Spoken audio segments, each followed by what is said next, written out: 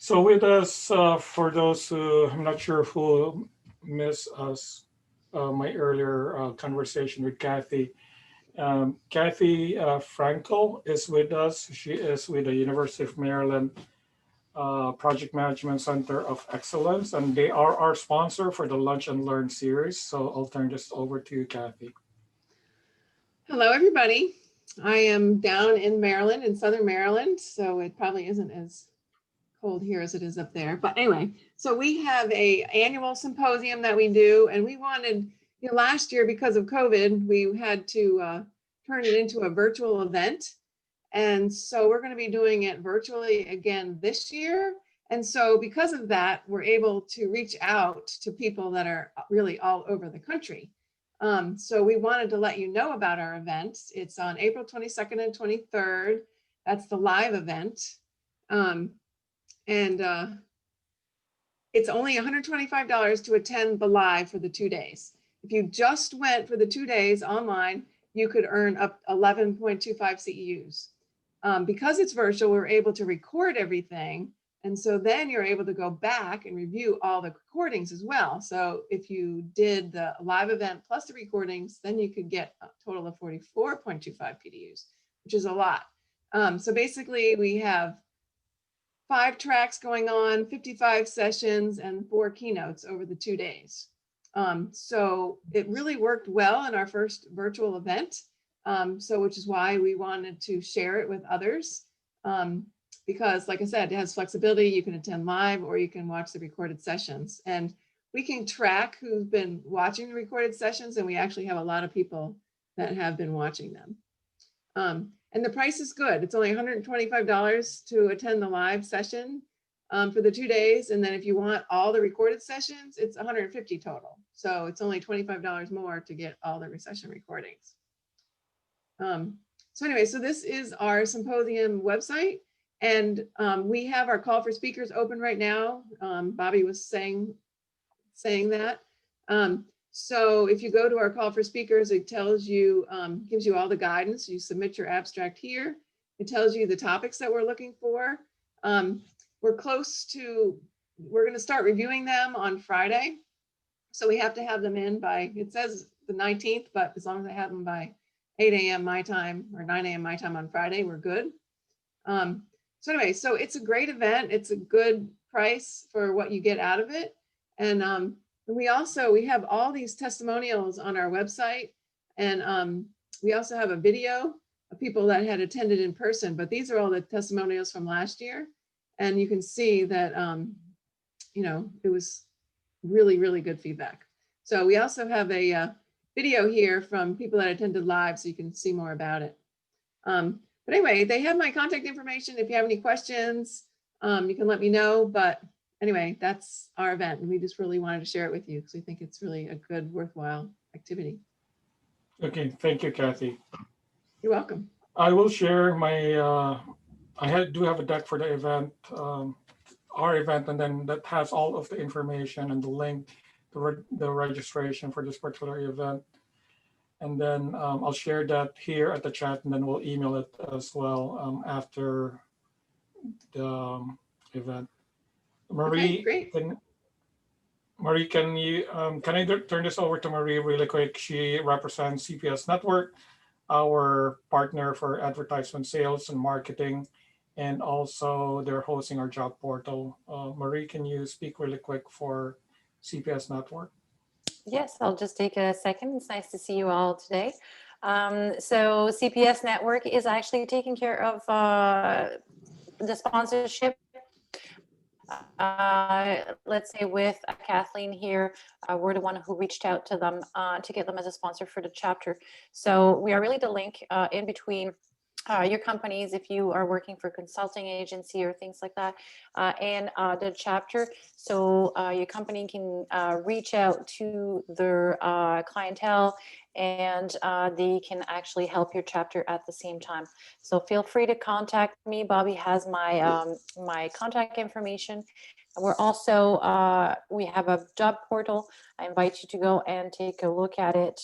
It's a link to the chapter's website, and you can go if you're looking for a position, or if your company is actually looking for PMPs, feel free to go through the job portal, and it's specialized only for project managers. So thank you, and have a great lunch and learn today. Thank you, Marie. Thanks. Ketan, I'll turn this over to you. I've known Ketan for some time now with the PMI events, and just developed a friendship with him. Really impressed with the product that he has developed. It is his passion, and really value your friendship as well, Ketan. Appreciate you. I'll turn this over to you, our speaker for today. How do we align agile principles and values to finance and procurement management? Thank you, Bobby. Bobby, thank you. Thanks for the introduction, and thanks to the sponsors for facilitating this event. Appreciate it. So this was when Bobby reached out a couple of months ago. This was, I'll skip this. We'll send the deck out later. But when he reached out to me and he said, Ketan, can you talk about procurement and agile and finance management? I kind of jumped on the opportunity to speak to this, because I'm not going to say this is a problem, but this is something that we have to kind of address head on in large corporations, because I mean, we've come a long way in terms of project delivery from, since 2001 when the Agile Manifesto was developed. There's been a lot of education inside IT departments and project delivery teams, but procurement and finance, they're still where they are. And I'm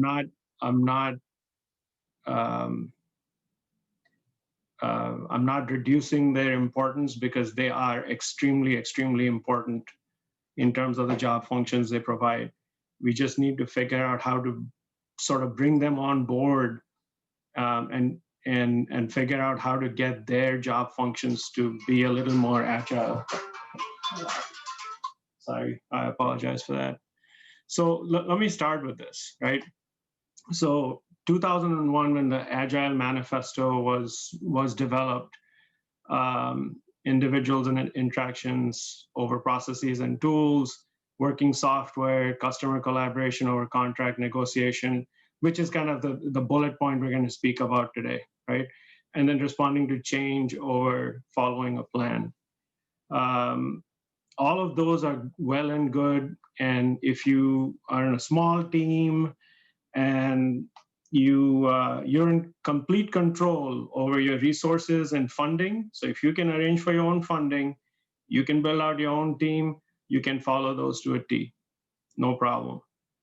The minute you step into a corporate environment, that's where the rules change, right? You've got processes galore outside of, like, everything outside is process driven.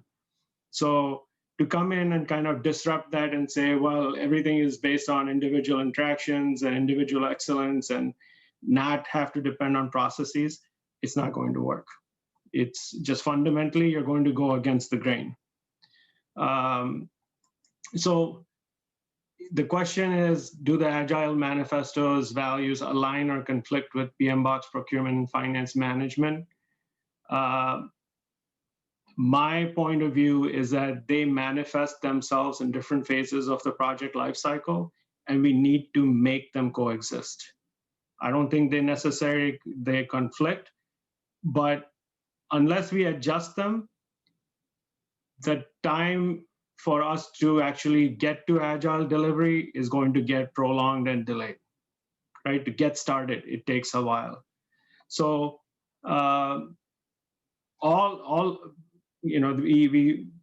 agile development was created to actually minimize software delivery risk. That was one of the key reasons. Procurement is there to prevent deals from falling apart.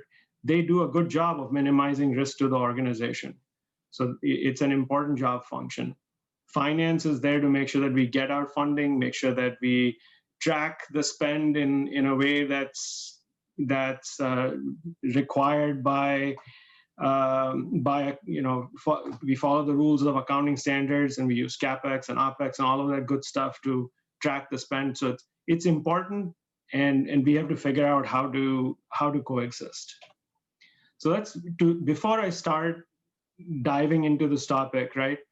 I want to set, okay, let's take a look at the three major sort of phases of a big project. So you've got initiation and execution, and the execution part, whether it's waterfall or agile, it doesn't matter, but the areas we need to focus on right now are the initiation and the business benefits enablement when things are turned over to the business. So I'm going to start with the P&L owners who actually need the project to either make more money for the business, to reduce spend, or whatever the benefits are, right? The project has been started for changing the business function in some way, shape, and form. Then you've got the project team that's actually going to deliver the project. Like I said in the beginning, if you have full control on these two things, if you've got the money, you've got the team, go at it. There are no restrictions. You can follow agile processes and functions. You have full control of everything.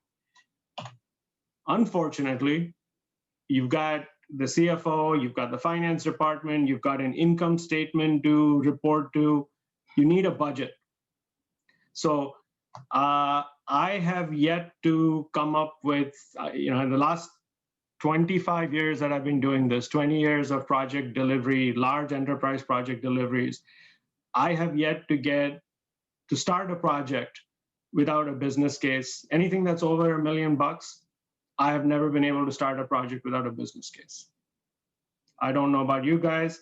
I've not done it. I don't think anybody, unless you are in a company that's got money to throw away, they're not going to let you do it. So this dream of not having any sort of planning up front, it's not a practical thing. You are going to need some sort of upfront planning. The question is, how can we expedite that? How can we make that more meaningful? Raise your hand if you have experienced you take months to analyze stuff up front, and you build a business case which is built on so many assumptions and so many, it's like pixie dust. Yeah, by the time you're done, you have no idea where the hell these numbers came from, right? So we have to we have to avoid that, right? And there's ways to do it. There's ways to focus on the right things in the upfront planning where we can reduce it and make it meaningful. And I'll talk to you guys about that, just my point of view. So you have to build a business case. There's no two ways around it, right? We're going to need financial analysts. We're going to need someone from IT, talk through the cost benefit, and come up with that ROI model. Hey, Ketan, yeah. just really quick, are you sharing? Are you presenting? I am. Oh my God. Are you not seeing this? No. Can you share your screen? I am so sorry. I wish you'd said something earlier. No, that's okay. I am so sorry. See, all these nice slides I built were throwaway now. All good. Okay. Thanks, Bobby. I appreciate it. So where I was really, I just brought up the image of Ken there, right? When he himself, when his first quotes was, look, the reason he came up with all of this with Scrum and applying Scrum to software projects was they tried to come up with estimates for large projects and they were way off. And we all know, we've been part of projects, $5, $10, $20 million projects. It is very difficult to predict the final cost. It is difficult to predict the outcome. Software is an art, and there's a lot of uncertainty involved. So they came up with iterative software development, Scrum, extreme programming, whatever, the methodology of choice, right? There's plenty of ways to do that. But they did that to eliminate the risk in this middle part. But now we have to figure out how to bring that same sort of change in mindset to procurement. And on the other side of the bookend, when it comes to financial tracking, I mean, there is no choice. You have to do that. It's just think of tax you got to pay. If you need the money to run your project, you have to follow those financial rules. And I'll send you the deck. I don't think we'll have time to cover that. But you have to do that. There is really no choice. So, what are the CFOs and the CXOs looking for, right? So they are looking for a high-level business case. They're looking for the financial model. They're looking for break-even analysis, and a very clear plan on how the benefits will be developed. And it's up to us to really change sort of their focus. A lot of finance folks are really fixated on NPV, IRR, payback period. And there isn't a lot of time spent on the assumptions that are put into place to actually come up with the numbers, right? I've been part of several projects where we know that the CFO looks for a 30% IRR. So there's a lot of gaming. Oh, let's cut the cost a little bit. Let's bump up the benefits here. Yeah, we can get rid of 20 people. Whatever it takes, right? We're going to get to that magic number to get that business case through, which is the absolute wrong way to do it. And the reason why we can get away with that is because there is no post-project accountability in those organizations. Once a project is delivered, how many projects have you been, maybe it's a question here, in your organizations, how many times are the benefits actually tracked? Is there the discipline to say, post-project delivery, post-go live, I'm going to actually track the benefits for the next 2 years or the life of the business case? I've seen it in one place. It's a British company, one place. And it was only because the CEO was like, he was very fixated on that. But in 20 years as a PM, I've seen that happen once. So if we spend the right amount of time and the right focus on during the procurement part to actually paint a very good picture of what the vision is going to look like. What are we actually delivering? If we spend the time on painting that picture, everything else becomes, you really reduce the risk downstream, right? Unfortunately, the world that we live in, we need procurement to assess vendor viability. You need the lawyers to protect us against vendors' mistakes. We need to protect our intellectual property. We need to limit our liability. So all those things have to get done, right? There is no choice. But those things become less of a problem when everybody has the same vision. So that's kind of my emphasis here. So use whatever tools and means you have to paint that clear picture at the beginning of the project. And we honestly don't spend enough time doing that. It's lack of time from the business, lack of skills, right? I mean, it is an art to actually pull out the requirements from the business users upfront at a high level to be able to convey that big picture on what that change is going to be when this project is going to be done. Not easy, but you have to do it. So your question, Bobby, to me was, are they in conflict? I don't think they are in conflict. They coexist. They're in different parts of the project phase, but they are not agile right now. And we have to figure out a way to do it. I know you mentioned disciplined agile. I'll confess, I really don't know enough about it. I don't know what PMBok's definition of procurement and finance management is, I'm going by what my experience is, and I'll walk you guys through that. Okay. So again, managing uncertainty and risk. What is the goal of procurement department? So they facilitate a business transaction. Like, think of them as the broker.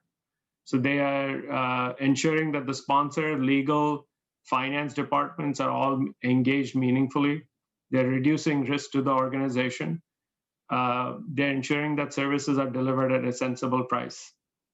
As part of delivery teams, we are not always privy to the right prices for vendors, for products. That's what procurement departments do, right? That is what they've seen this in multiple organizations, they've seen this in multiple projects, and that's what they bring to bear. And this is the most important part. They act as independent parties to make sure that vendor evaluations are consistent. They're not the experts in procuring, like, they won't be able to tell if vendor A is a good development organization or vendor B is. They're counting on the SMEs to do that. But what they can ensure is that the process is transparent and the evaluations are consistent, right? Financial management. If we don't have if we don't have a business case, we don't have that funding, there is no project to talk about, right? So that process of getting that financial model up and running quickly is just as important as procurement. How do you actually ensure that procurement, the business, and IT are accountable on the costs, benefits, and risks? So vision, make sure that we take the time to actually paint a very accurate picture of the end state. And I cannot emphasize this enough. We dive to the nitty gritties. We go down into the details right away, but we don't spend enough time painting, here's my organization today. What is it going to look like 18 months from now?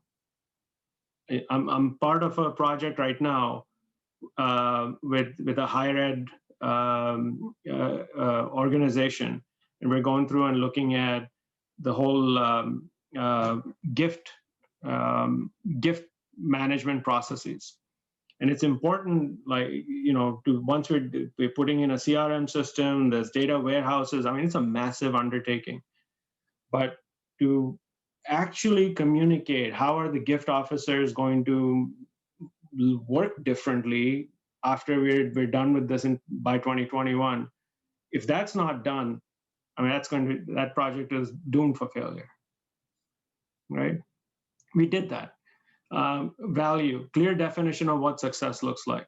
Again, it's easy to say, people say this all the time, but you have to tie it to the income statement. You have to actually book those benefits, right? I promise you this, if you're part of a PMO group, if you can influence this in your organizations, get your finance department to actually book that benefit on the P&L for the following year, and you will get engagement like you'll never have seen before.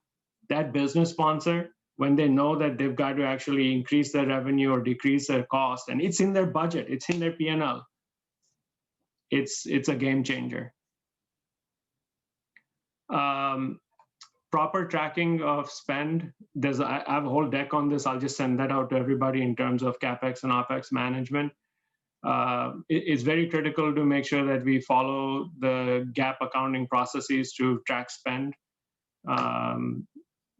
Organizations can get in a whole lot of trouble for not doing that. Right? You don't want to be in the news for the wrong reasons. And then again, Agile, the middle part, was to minimize our delivery risk. So what changes? I'm sorry, my slide work is a little sloppy here. So what changes can we actually recommend for procurement and finance, right? So this is something that's actually worked pretty well for us. We've done this a couple of times. So before you start, like, if you think about a large project, like a massive, let's say like a $10 million project, 9 times out of 10, you're going to have an RFI, you're going to do an RFP, there'll be some sense of detailed, an appendix of detailed requirements in there. It's a long drawn out process, right? Extremely long. So instead of that, what we've done is if you can manage, and initially they won't sign off for doing this right away, right? They'll question this. If you say, forget your old process, just jump to this new agile way of doing it, maybe do a hybrid first to actually win their confidence.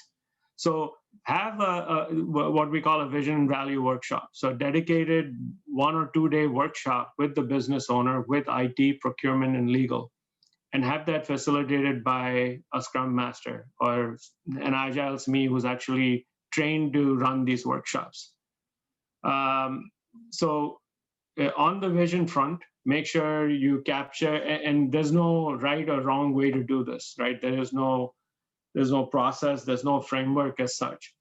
But whether it's process flows, whether it's high-level user stories, whether it's screen mockups, wireframes, whatever you can do, like even pictures from the whiteboard, whatever you can do to say, in 18 months, when we're done, this is what I expect.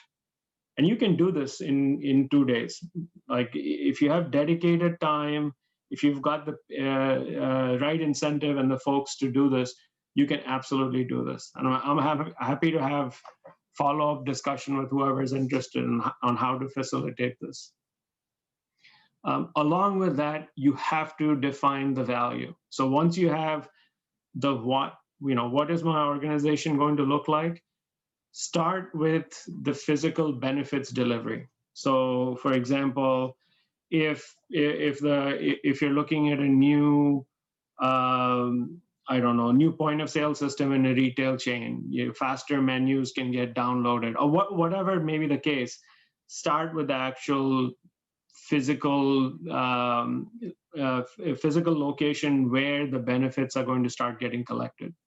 If your product is going to be priced higher, if it's a new market, if it's reduction in personnel in stores, well, how exactly are you going to do it? Right? You can't take half a body out. Be very careful when you ask those questions and be deliberate in walking back from that income statement. Get a sense for the size of the benefits and costs.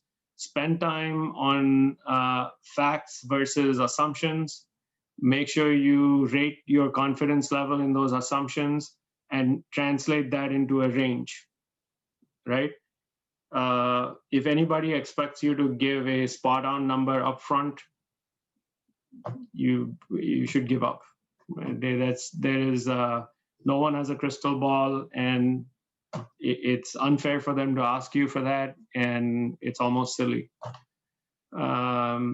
So but it's important the numbers themselves can be debated. Remember this, the numbers themselves can always be debated. You can go, all right, well, it's 2.5 million, 3, 4, whatever it may be, but your assumptions to come to that number is what is important, and you should be able to stand behind that and discuss that with anyone in the company. And use story points, planning poker, whatever you feel is the easiest to come up with that initial estimate, and then assign a dollar value to that. Okay, but be consistent. So what does that do? So if you think about traditional procurement, you've got RFI, RFP, cost estimates that'll change, elaborate MSA and SAO discussions. But when you do procurement for Agile, you still might have to do an RFI. If you still have to but base that now, all your outputs from your vision and value workshop, put that in your RFI. Right? You don't have to sit there and provide a list of 500 requirements or detailed user stories in order to get an estimate back. Do a demo for commercial off-the-shelf systems, right? We do that anyway, but this is even more critical. If you've got custom development, then run 2 to 3 day POC workshops with the finalists.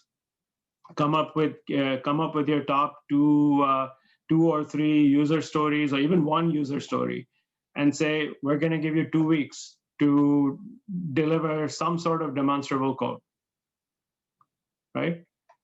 That to us is more valuable than somebody coming up with a 500-page RFP response with their development processes and SDLC, and they're going to spend 2 months coming up with a document responding to an RFP that's taken you 2 months to put together.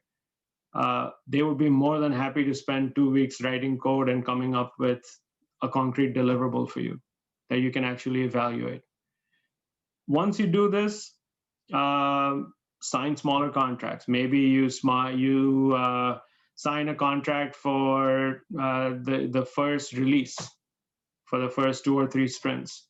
And that way, now when you're done with that, you say, all right, here was my initial estimate. We said $500,000 for my first release. It actually took us $600,000 or took us $300,000.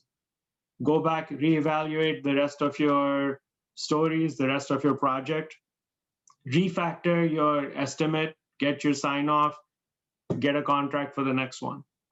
So let's say it's a $5 million project. You've burned through $500,000. Let's say we made a big mess out of it.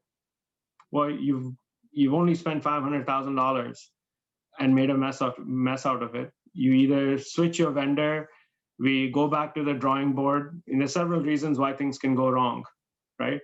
Vendor is incapable, internal processes, the requirements were not solid, we keep changing it. Think about what just happened, and it gives you a chance to react, refactor, and replan, essentially. But if you've only taken 2 months to get to that point, rather than a 6-month detailed RFI, RFP, MSA, massive contract process, just think about how much money and time you spend doing that. People, we don't account for it, but we do spend, boatloads of time doing all that stuff, and it's not accounted for. So this is, to me, Bobby, this is the key. Like, if you can convince your organizations to try this out in parallel initially with the traditional process, I think it'll go a long way. Feel free to poke holes at, say, Ketan, if you have any questions about this, I'm happy to spend a couple of minutes talking about this. This is an important one. Yeah, Ketan, I do. I love the notion of having smaller contracts, maybe have a master services agreement and then have smaller SOWs that as either the vendor or the team progresses. I love the notion of having smaller contracts. I do want to go back one page to this particular page. It seems to me that governance is, I don't know, I'm not sure if this was by design, but what I've normally seen with other organizations is that they would want to have governance first and foremost before we do vision planning, and then value realization and benefits analysis. So can you tell us about your experience with governance, and was it by design that you left it out? When you say governance, can you expand on what aspects of governance, Bobby? Well, it could be a private enterprise or it could be a government entity, depending on specific boundaries that the organization would have. Then again, governance can mean a lot of things, but just in simplistic terms, for example, compliance with GPRD, for example, if we were doing business in the UK, Yeah. one example. Okay.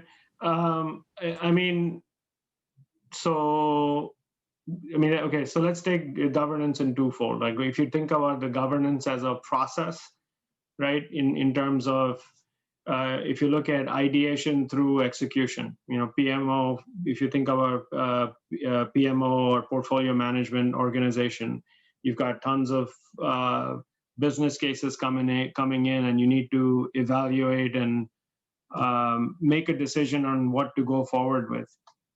Even for that, if they think about the value of doing this before the proposal actually gets sent into the intake queue, right? Rather than having a long drawn out process to actually, I guess my response is you could do this either before the project is resolved, approved by PMO, because this is not like 1 to 2 days of investment is not too shabby, right? To actually put in to flush out what could be a pretty critical project for your company. So I don't know if that was your specific question in terms of governance, but my response is this can be done inside your overall governance process. Oh, yeah. I don't think you need to make any changes to that. Okay. The other question I have, and Kim or Paula or Rick, please do chime in. The other question I have, I think me as well as a project manager, it's hard for me to quantify benefits when we have, for example, qualitative benefits more. It's very hard for us to assign a dollar value to specific benefits. Now, for example, in going into the cloud or resource automation, spinning up virtual machines, just an example. It's very easy to quantify. For example, with automation, we can spin up a VM resource in 2 days with all of the approvals versus the former process of having to do it in 3 weeks, for example. That's easy to quantify. But in most instances, if the burden lies on the PM to come up with a benefits realization study, it's very hard to quantify. So what are your thoughts on how the PMs can actually, not having, for example, a business analyst, how can we come up with that kind of a study or outcome or output? Bobby, I think taxing the PM to actually come up with the business case is an issue, right? You're not going to be held responsible for delivering those benefits. Whoever, in the case of moving to the cloud, the infrastructure manager who is in charge of that organization, who owns the resources for managing the infrastructure of the company, should be your partner in crime to actually come up with that business case. He or she owns the cost, the expense, and most importantly, the time to market. I mean, our product runs on Amazon. I swear to God, it takes me 30 seconds to spin stuff up. I mean, literally 30 seconds to spin up new boxes, completely preloaded IIS, like the whole darn thing running. I just add it. That's what it takes. I remember like 2008, 2009, we had to like fill out, this form, PIG, SIG, 9, 10 different forms. And 4 months later, I would get like a new box put into the data center. I'm sure it's not that bad now, but imagine if you have a new app that comes into place, or you buy a new company and you need to increase your workload.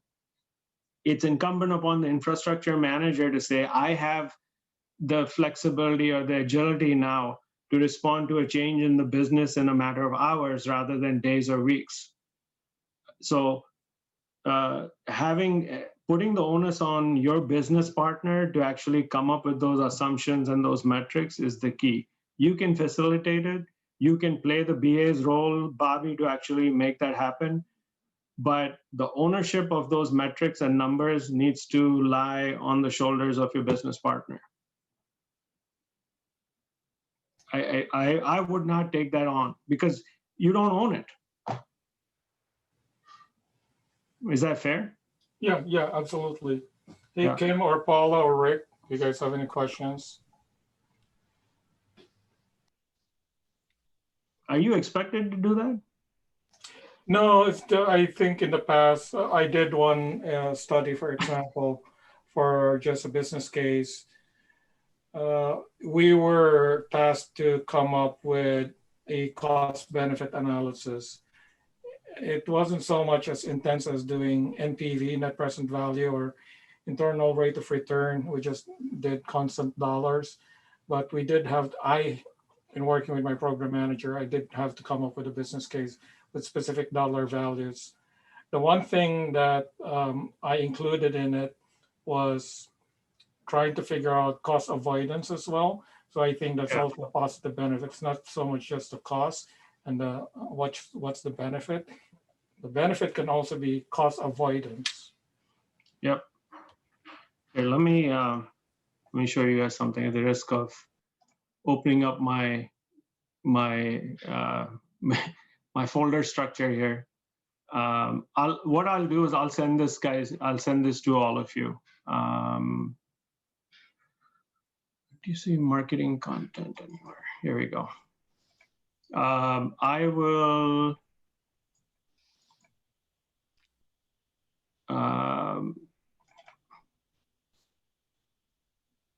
So I wrote this ebook a couple of years ago, but it's actually a very detailed document that explains how to write project charters, how do you build business cases, how do you engage your stakeholders, the future state, defining the future state operating model, capturing the cost, like all of it.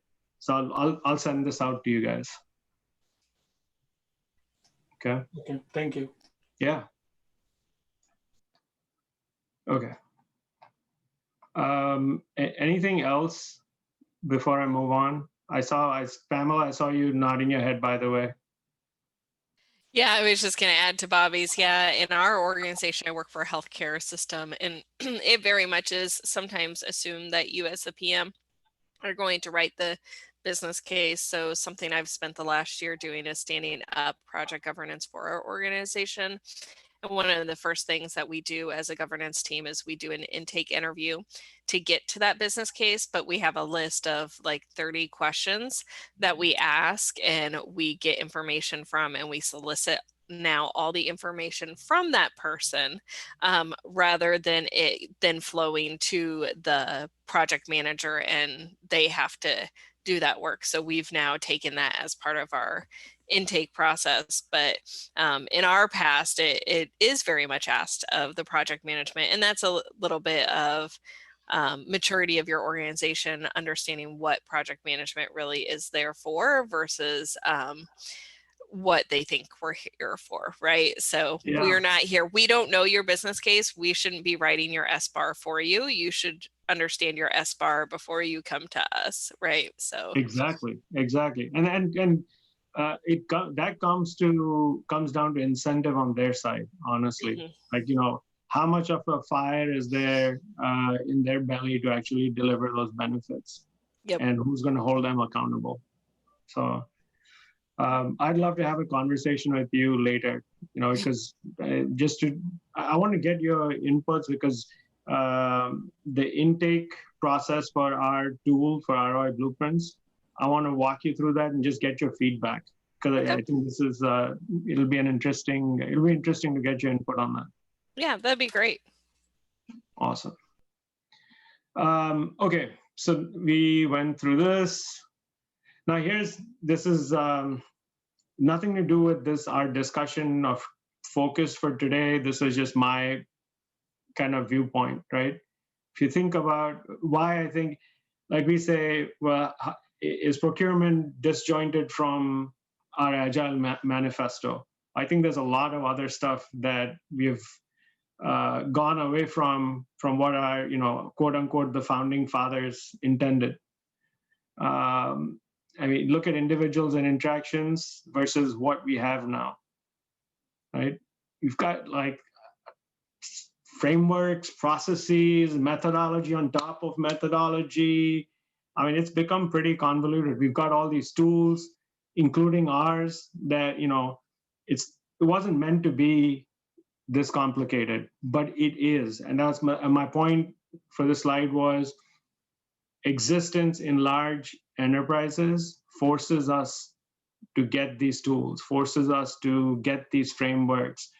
When you have departments of 100 developers, you cannot depend on individual excellence anymore.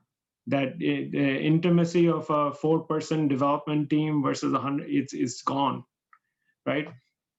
So you cannot implement Agile in its purest form anymore. That's my point of view.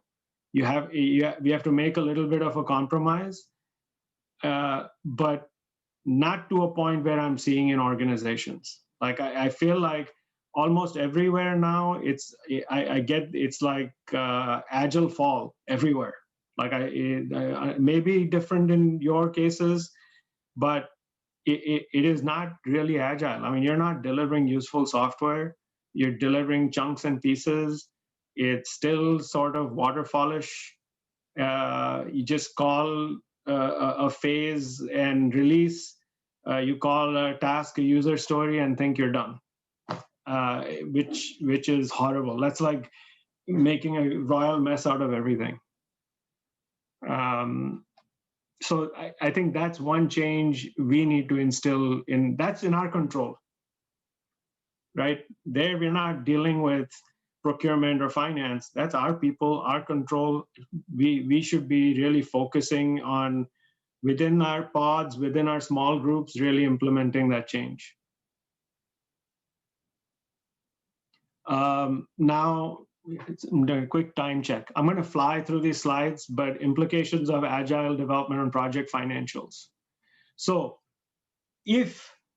now this is the key. If you are truly releasing useful software into production in every release and every sprint, can you guys tell me what the implications of this on finance are?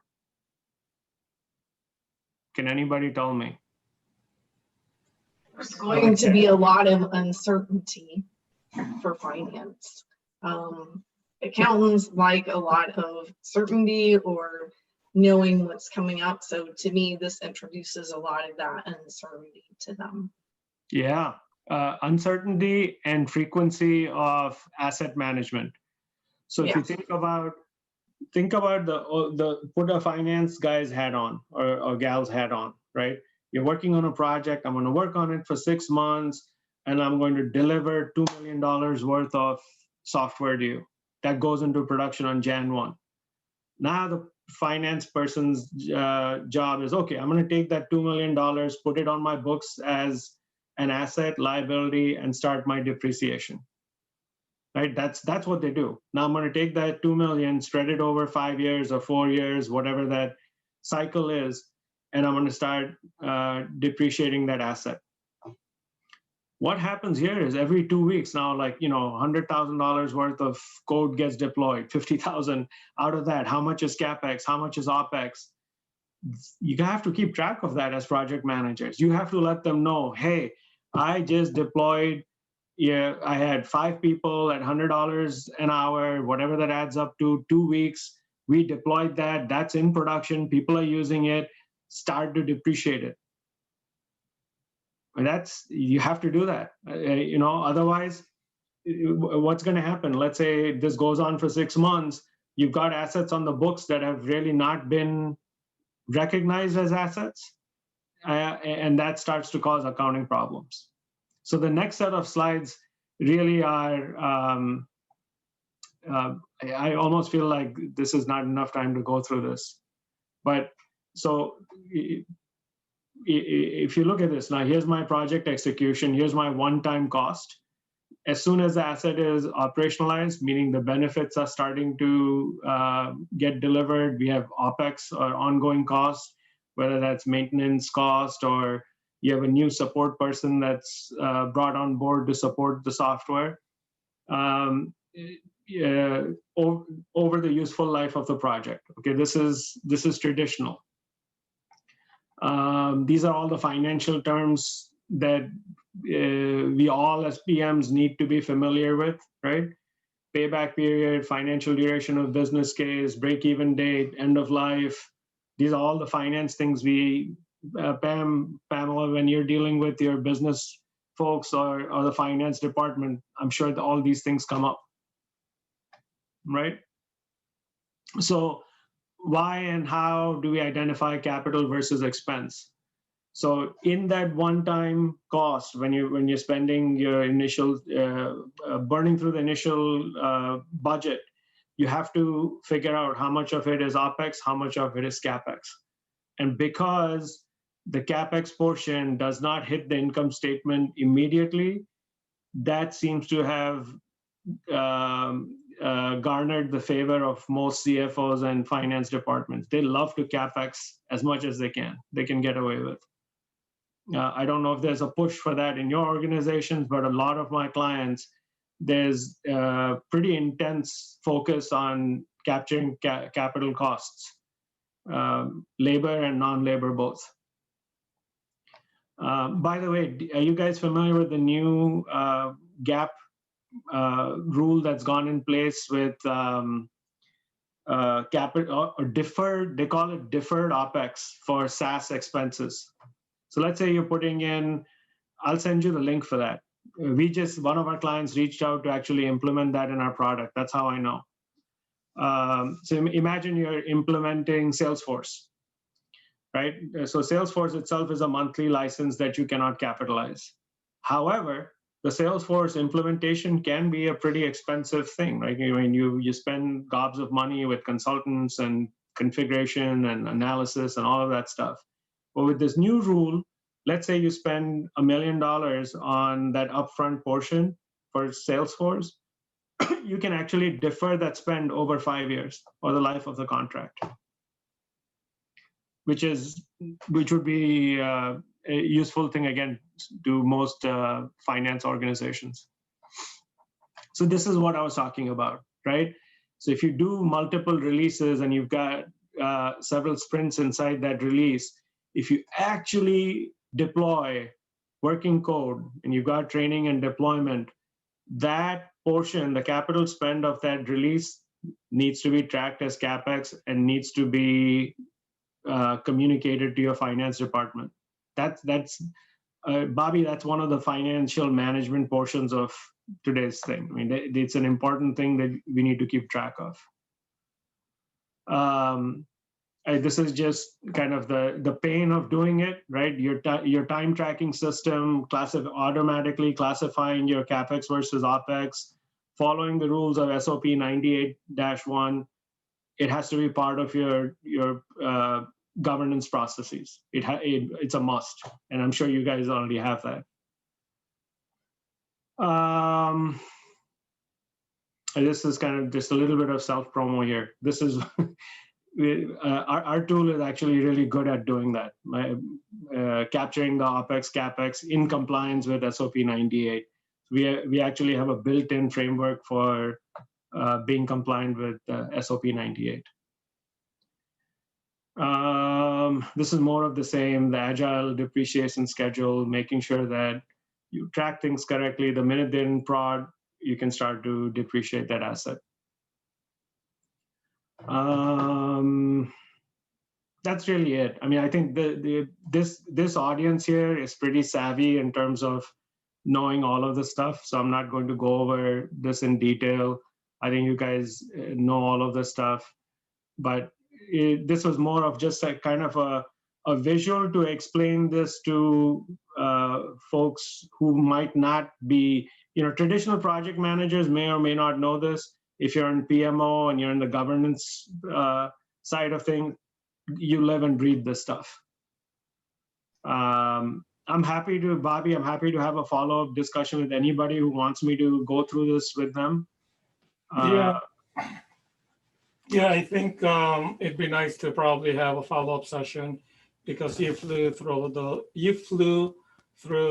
towards the end of the slides, and I think it would be a benefit to a lot of us on how can we in detail book expenses, either CapEx or OpEx, especially if we're doing agile delivery.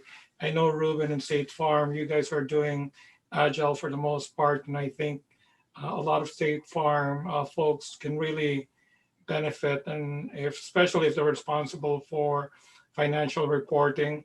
And it's not so much that they need to know how to enter the data, someone needs to know the principles of how to properly enter the information, the data. So as the reports come out to executives and leadership, they get the correct picture of the burn rate, expenses, capex, opex, and of course there would be something demonstrable that the leadership would be able to see, considering how the budget has been decremented.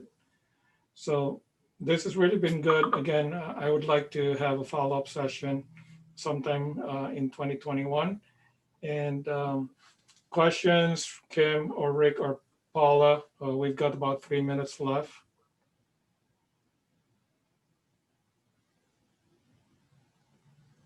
Karen or Pam, you guys have any comments?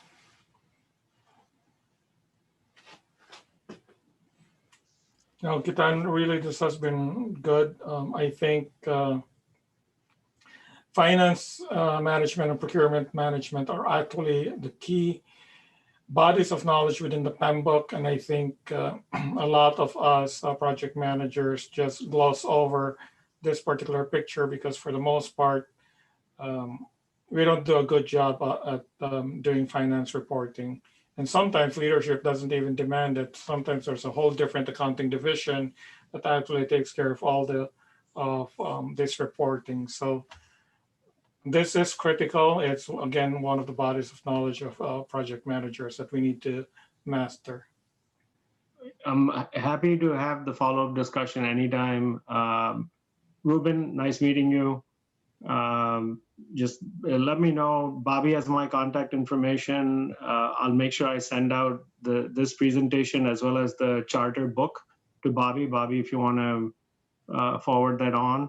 And I'd love to have a quick demo of the tool as well for those who might be interested. It really captures everything from intake all the way through project execution and tracking, status reporting, project financials. We are one of the only tools out there that actually has a financial ledger for each project. So integration with your Oracle financials or your ERP system also becomes very easy. Yeah. Let me say this one last thing really quick. When we do have a tool that automates, of course, we have to have all the information, but as we enter the information and then dynamically internal rate of return, NPV, all of those calculations are done dynamically. When we do have a tool, we don't have to have an Excel spreadsheet with specific formulas in it. It frees up our time to actually talk to stakeholders and influence our stakeholders. We are not spending a whole lot of time in terms of doing all of the admin work. The tool will do it for us. And where our value add as project managers is communicating and managing stakeholders. And that's where our true value add will be. So Ketan, thank you for your time. I do appreciate you. We will continue the lunch and learns. We're not taking a break. And tomorrow, Pam, did you want to speak to your event tomorrow? Yeah, so I really like how you said the agile fall methodologies. So tomorrow we're going to be talking about Memorial Health System here in Central Illinois, how us as project managers, we're already feeling that we're right-sizing our projects all the time. Really, as a PM1, you might use waterfall methodology pretty heavy. And then as you become a 2 and 3, you're just right sizing all the time. You're just taking the tools and you're doing it. So then when COVID hit, we were really asked, what can you do to be more agile, right? Because everyone's heard the word agile and they think it means that we're going to have quicker, faster project management with less red tape and we won't have to do business cases and stuff.